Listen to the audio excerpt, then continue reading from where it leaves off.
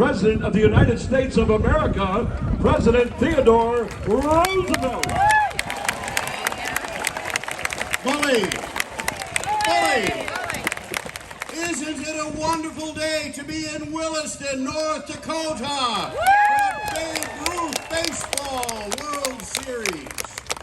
I am Theodore Roosevelt, and from Medora, North Dakota, gateway to Theodore Roosevelt National Park and future home of Theodore Roosevelt Presidential Library, I bring you greetings, best wishes, most especially for the Offutt family that has shown an example for all of us throughout the state and the region and the country, that one never stands so tall as but when one stoops to help a child. They are indeed leaving their campground cleaner than they found it, and what an honor to be on this, a most beautiful baseball field, to play and to watch the national pastime. We give you thanks, the Offutt family. Thank you so very much.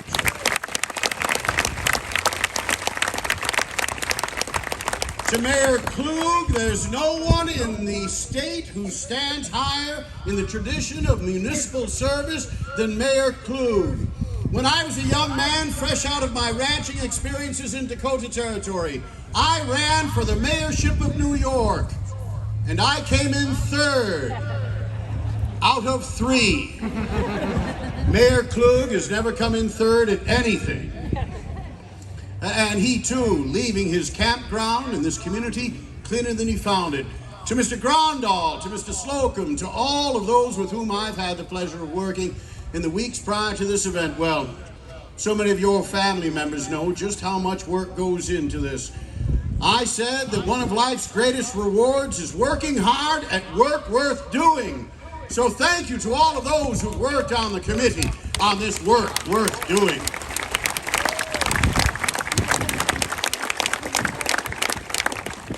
I wish to address the young men and young women associated with Babe Ruth baseball. You're teenagers now, and many of those in the stands, believe it or not, were one day themselves teenagers. And they look down upon you now with tremendous reminiscence of what it meant to be a boy or a girl of summer.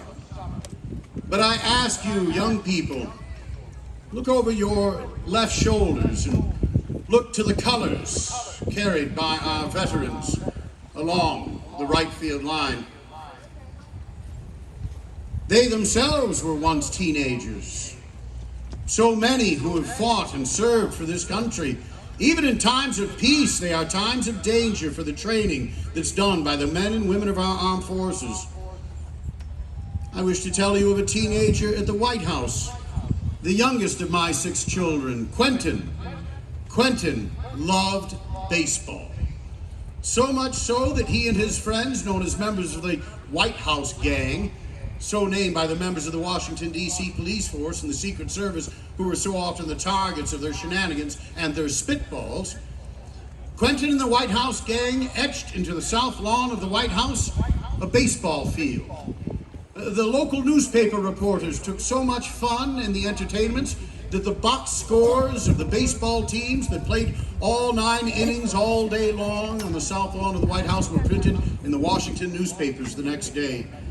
The baseballs were collected as keepsakes and treasures. I did not play baseball. As a young man, I had such poor vision. I boxed for the lightweight championship at Harvard. In the White House, I boxed with Army and Navy officers and wrestled jiu-jitsu and sumo with great bare-chested men brought over by the Japanese ambassador. And like many here in the stands and many from throughout the country, in places like Pennsylvania and Washington and yes, even Massachusetts and Florida and Arkansas, they understand that the shooting sports are indeed sports. And we're proud in North Dakota that we support the shooting sports, that I was a founder of Boone and Crockett, that I was indeed the founder of the Civilian Marksmanship Program and a life member of the National Rifle Association. Shooting straight is a part of the American tradition as well.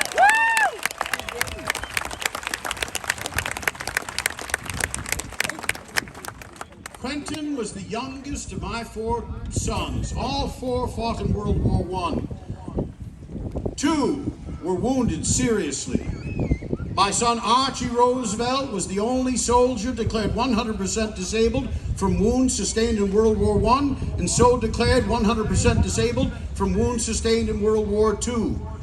My son Ted Jr. was the only general to go to shore on D-Day, the oldest man to go to shore at Normandy on June 6, 1944. My son Kermit joined the British forces to get into the war in World War I and World War II earlier than he could, fighting for the United States.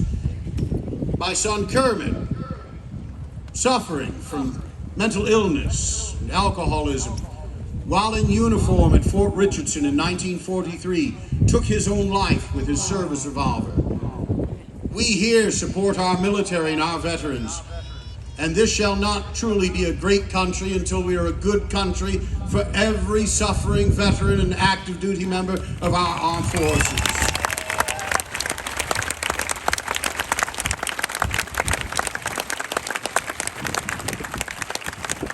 My son Quentin was the only of my 4 children to be killed in action in World War I.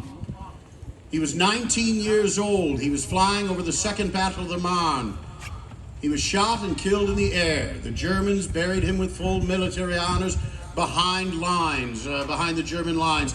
When the Allies won the ground, Quentin Roosevelt's grave became a site of pilgrimage, giving courage to the Allied soldiers headed to the front.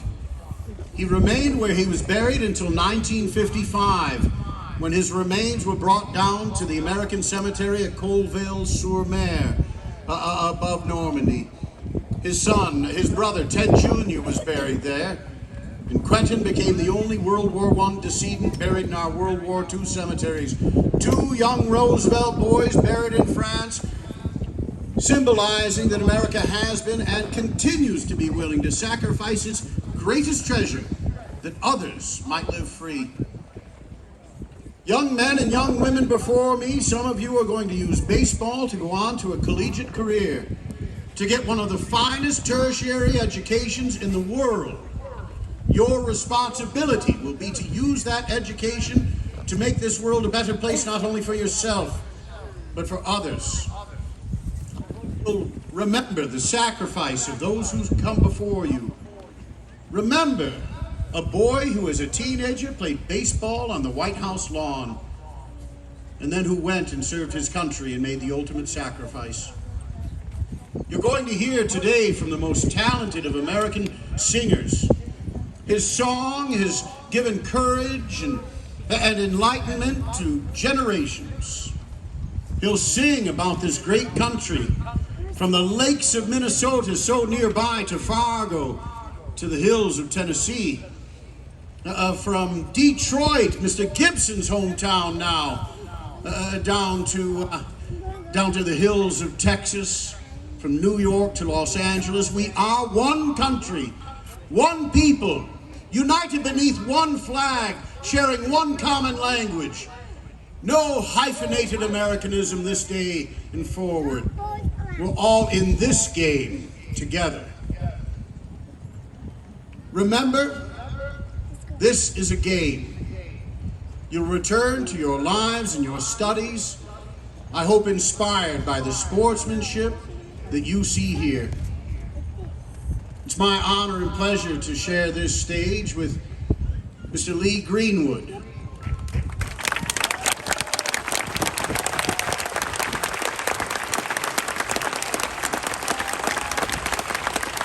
And I know that we have listened to his song for years.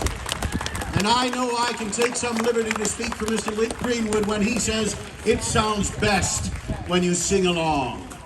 Ladies and gentlemen, Mr. Lee Greenwood. Thank you, Mr. Roosevelt, and I appreciate that so very much.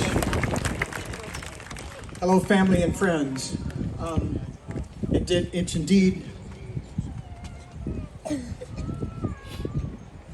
It's indeed a privilege to be here.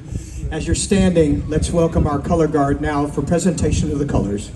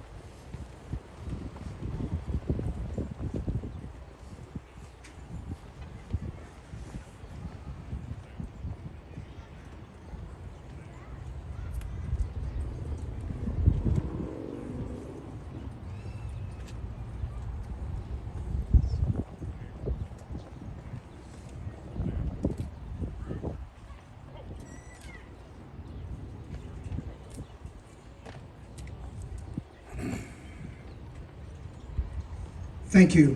As I take a moment to remind our players to respect yourselves, respect the game, respect your opponents.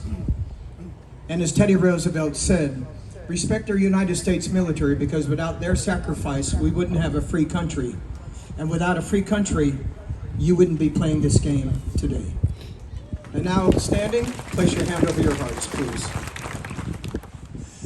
Oh, say, can you see by the dawn's early light what so proudly we hailed at the twilight's last gleaming, whose broad stripes and bright stars through the perilous fight, oh, the ramparts we watched were so gallantly streaming, and the rocket's red glare, the bombs bursting in air, gave proof through the night that our flag was still there.